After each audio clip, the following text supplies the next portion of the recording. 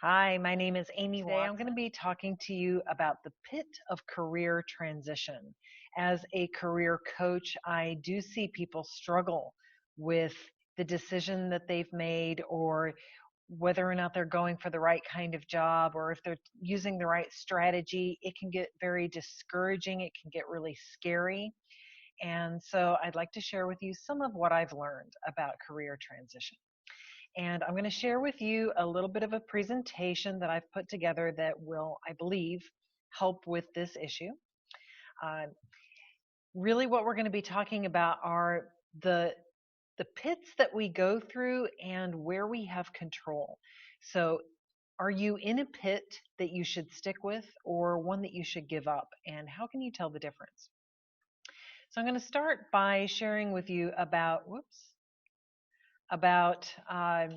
my own experience in transition. I have gone through a lot of different career transitions. I've learned a lot about each one. At one stage, I switched from a ministry career to a retail career. At one stage, I moved from civil service into management. At another time, I moved from a heavily administrative job into being a facilitator. And most recently, I moved from being a corporate employee to being an entrepreneur. Each one of those changes was pretty drastic and very different for me. And I learned so much. I learned from my mistakes.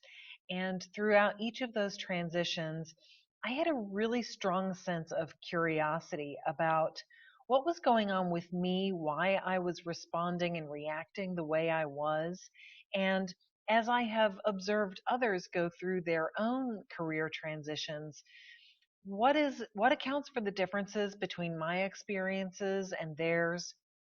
What can help us to go through our transitions more easily or more effectively? Why is it that sometimes we come out of a transition really shining and feeling very proud of ourselves, and other times we come through a transition with nothing but relief or maybe even a sense of disappointment? So that's what we're going to be talking about today. And to get us started, I'm going to share with you about something that I've come to call the Career Transition Toolkit with three basic pieces. First of all, if you're transitioning careers, you need to spend some time figuring out who you are. You also need to spend some time figuring out what's your story, shaping your story so that you're communicating effectively.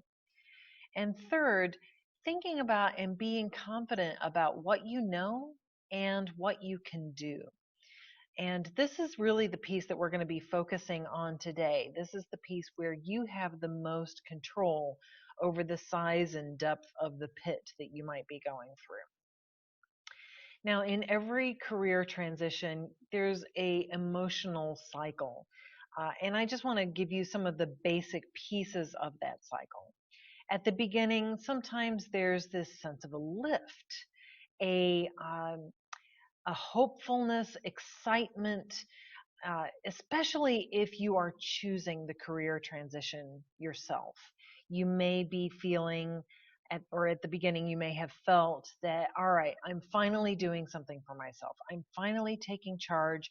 I'm finally going to get the kind of job that I really want. So it can be really fun and exciting in the beginning. Not long after that, it may be days, weeks, or months, then we start to feel like, oh, this isn't what I thought it was going to be. It's going to be harder than I thought. There may be this point where you cross a line into a more pessimistic territory. You may start to feel terrified, or you might feel some despair or depression. It can get really hard when things really are not working out the way you had hoped. At some stage after that, some things start to begin to make sense. You figure out where you need to put in your effort and energy so that you can really climb out of that pit.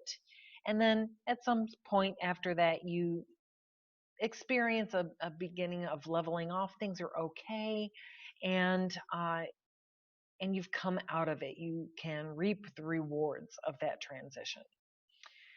Now, there's different sizes of dips. There's one that I call the hiccup. It's really very easy. There may be a little bit of a lift at the beginning, maybe a little bit of a dip in the middle, but things level off pretty easily. One example of this might be a simple promotion at work. You get a little bit more status, you get a little bit more responsibility, and it may be exciting a little bit at the beginning. You might go out to dinner to celebrate.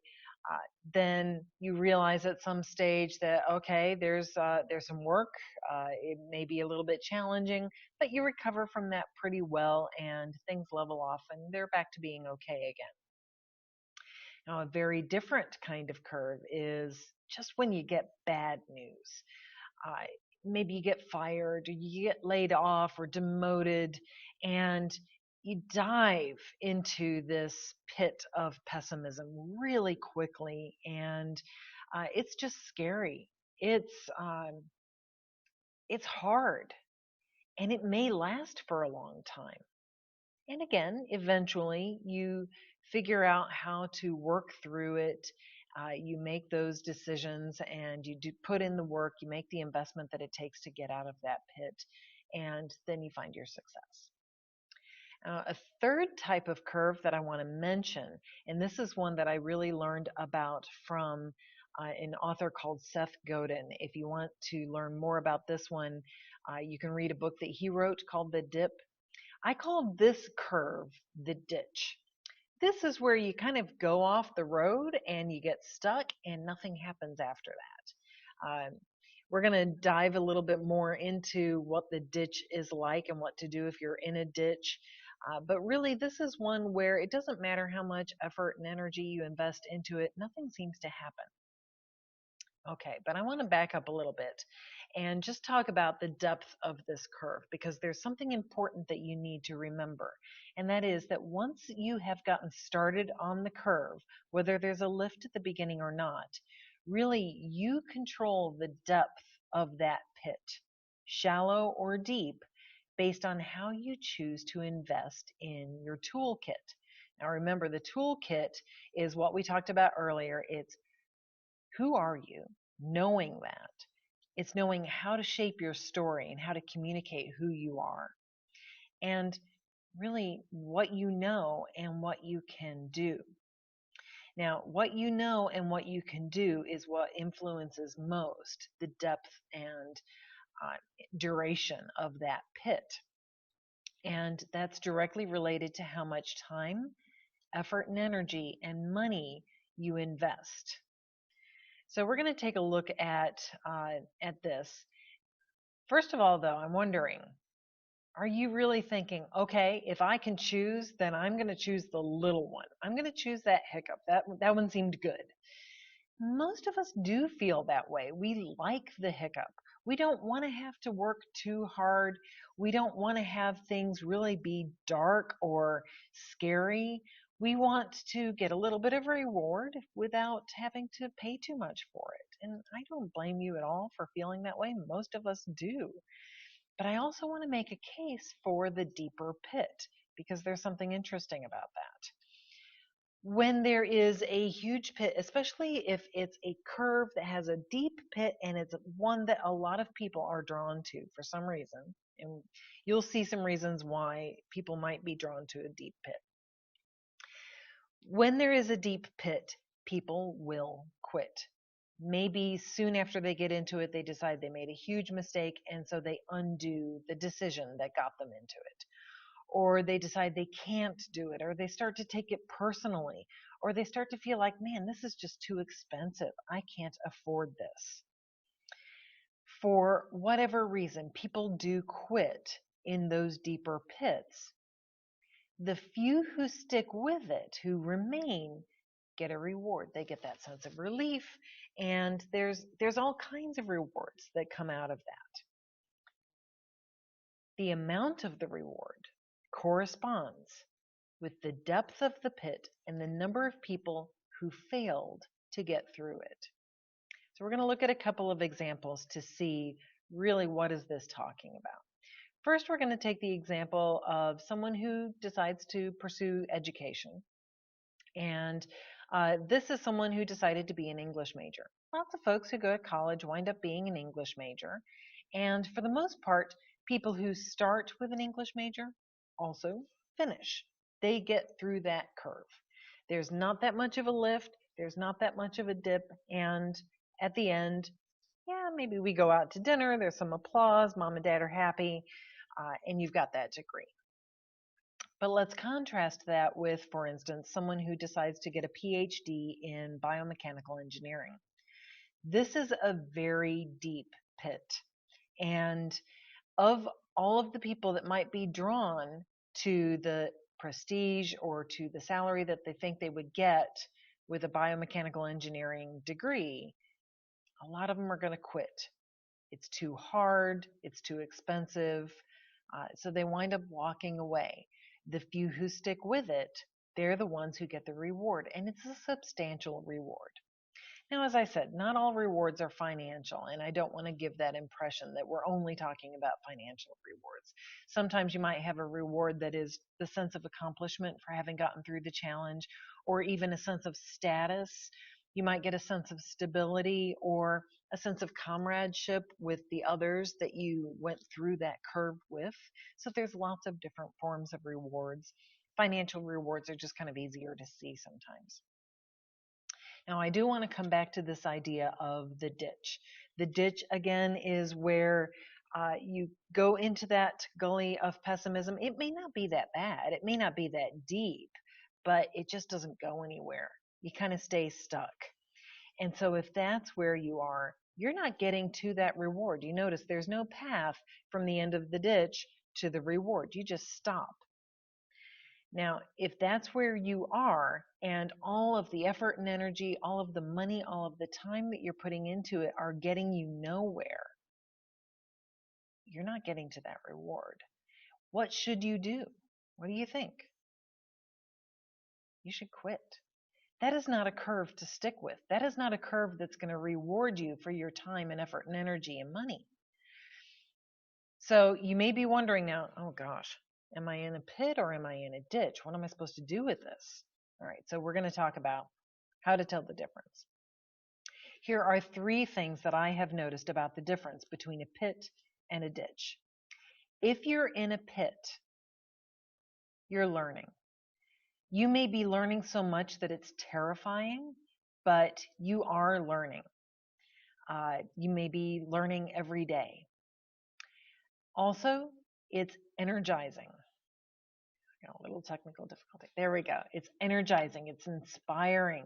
You may be struggling. It may be hard, but you're also really drawn to it. You keep wanting to do it.